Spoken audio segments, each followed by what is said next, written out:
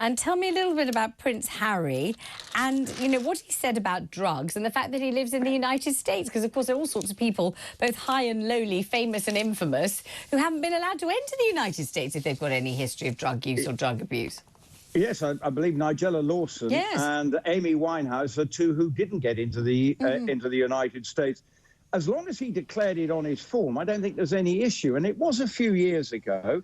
And presumably, if he revealed it on his immigration form, he would have actually said, you know, I did this, but I don't now. And my medical records and everything have proved the case. And I think it's, yes, the Americans have very strict rules. I'm sure he has adhered to them, but he hasn't helped himself by drawing attention to it as he did and has done in his book Spare and actually saying that he still uses drugs in a medicinal capacity since, you know, the book came out and to help him through his problems. So I think it is an interesting development, but I'm pretty sure he won't be leaving America under a cloud and booted out because of his drug use before he went to America. Rupert, I know you've got to go about your business, so thank you very much indeed. Let me bring in my guest, Caroline Aston, the royal commentator. Hello, Caroline. Lovely to have you on the programme.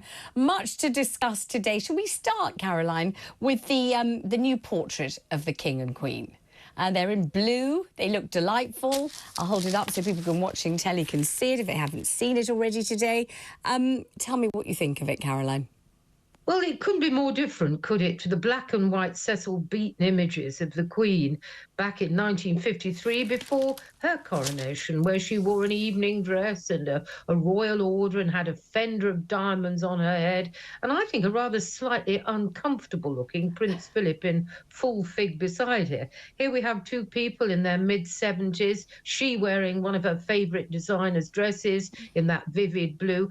And above all else, Vanessa, they look happy. I mean, they really do. They're smiling broadly. They really are. They do look happy. And I think what Rupert was saying, this blend of both family and formality, which will be the coronation, and there's this very modern feel to it all. If you like, the starch has been taken out of the crinoline and we're left with a much easier to wear garment. And are you like Rupert, not at all surprised that she's from now on going to be called, as she is on the invitation to the coronation, simply Queen Camilla? Absolutely not surprised at all. And I'm sure at first the use of the term Queen Consort just after Her Majesty the Queen's death was to differentiate. You know, when you say the Queen, I must admit, even I still don't see Camilla. I still have this image of the Queen I've known all my life. So calling her Queen Consort was a differentiation. And if you turn time back to 2005, when then as Prince Charles, he married the former Mrs. Andrew Parker Bowles, their then secretary, Sir Michael Peat, had the idea that when this occurrence happened and that the prince succeeded, Camilla was going to be called Princess Consort. Gosh. And that's kind of been dropped. And we all know that the Queen herself said before she died, it was her sincere wish that Camilla enjoyed, well, the title she was entitled to as the wife of a king. Don't forget, you take the rank of your husband, Mr. and Mrs. Lord and Lady, Earl and Countess. And isn't there an American TV actress who now rejoices in the title Duchess of Sussex for exactly the same reason? So I was on This Morning today, and Nick Ferrari, a broadcaster from a rival station, was aboard, and he said, when we were discussing this story, that there's a caucus of people who still object to Camilla. They hold a candle for the late Princess Diana. I thought Diana was wonderful, and I felt all sorts of things about Camilla at the time, but I seem to have mellowed with the passage of time, and also I suppose with seeing how happy the King and Queen seem to be, and also the excellent work that Camilla seems to be doing. So I've sort of shifted my position, but he was saying that there's a hardcore of people who haven't still. Totally agree with that. But don't forget, I think a lot of people, I've been listening to people today, some members of the general public, and they've been saying they feel affronted that Camilla should be Queen Camilla because of the great example set by Her Majesty Queen Elizabeth II. There's a kind of discrepancy going on in their heads. But I would make this point. Queen Elizabeth II was the sovereign she was the heir, the child of George VI. So she was a sovereign lady.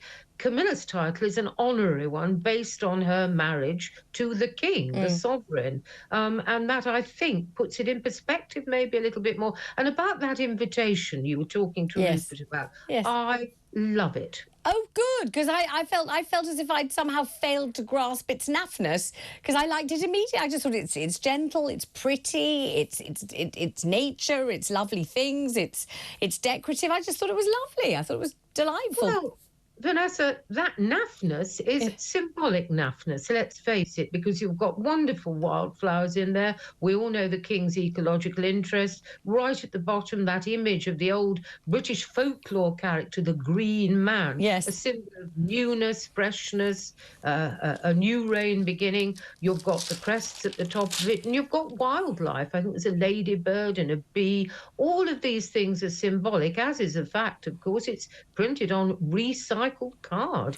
I mean, how green can you get? We all know the king's interest, and good for him that his naff, in inverted commas, invitation embraces all of that. There is a sprig of rosemary for remembrance too, I believe, and a sprig too of Lily of the Valley. And I really like the fact that the artist, Andrew Jameson, was so modest about the whole thing. He didn't even tell his own wife.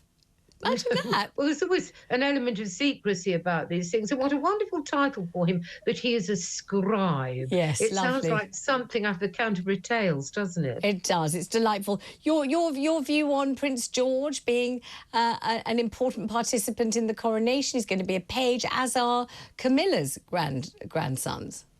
Well, I rather admire this. I mean, this is making it a family affair. As I said earlier, you've got this thread of family running through an extremely formal and important historic occasion. And if all goes according to plan, one day that little 9-year-old boy will himself be walking up the aisle of Westminster Abbey to undergo exactly the same thing. And I think the way Prince George and his siblings really have been involved at certain levels with all sorts of things, there's a wonderful gradual introduction going on here. And I think that augurs well for the future. And I think it's just great that it's seen as a sort of family get-together, as well as a national coming together to witness something unseen for 70 long years. What an apprenticeship the king has had. Amazing. And finally, Prince Harry, I'll give you the headline. Prince Harry did tell US officials about his drug history when he applied for his visa, so that's all right then. Well, yes, I'm more interested in, allegedly, the fact that he was given what's called an O visa, which is something given to people, and I quote, of exceptional ability. Maybe I'm missing something. I don't know. I think his exceptional gift is the fact that in the lottery of life, he was dealt a star prize. He was born royal. And let's face it, that's the one thing that makes him, and of course his Duchess, marketable. Caroline, thank you very much indeed. Caroline Aston there.